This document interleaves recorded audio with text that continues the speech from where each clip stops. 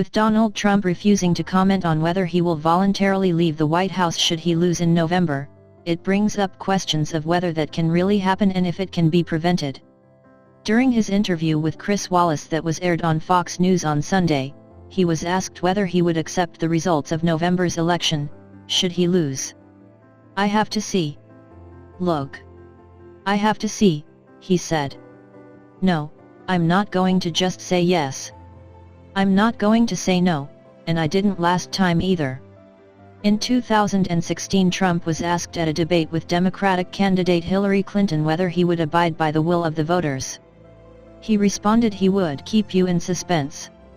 After the president's comments on Sunday, the campaign of former Vice President Joe Biden, the presumptive Democratic nominee, said, "The American people will decide this election.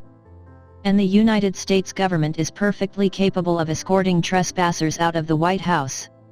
Trump is also disputing the polls that show him losing by a wide margin, a margin that continues to get wider. "First of all, I'm not losing because those are fake polls," he said. "They were fake in 2016, and now they're even more fake. The polls were much worse in 2016. Trump, as president, does not have the final say over who will be the president for the next 4 years. The 12th Amendment gives the final say to Congress. The government body has to confirm the Electoral College votes.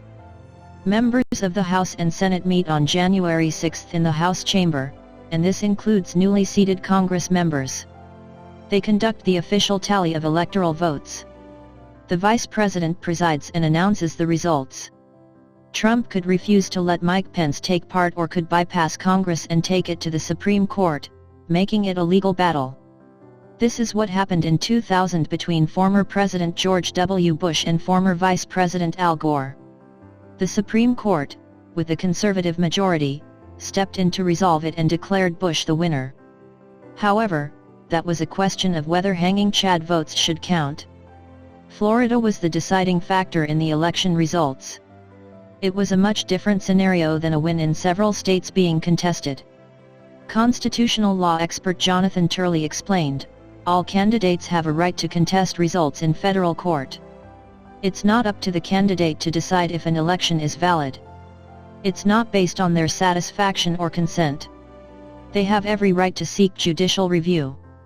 So legally, Trump can't decide on his own that he won't accept the results and should stay on.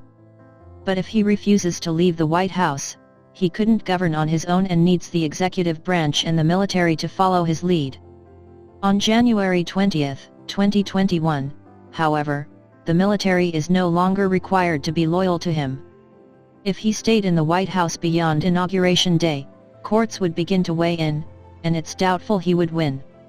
Even the conservative majority Supreme Court has been deciding cases against him the past few weeks. Additionally, the president can govern from anywhere and doesn't need to be living in the White House.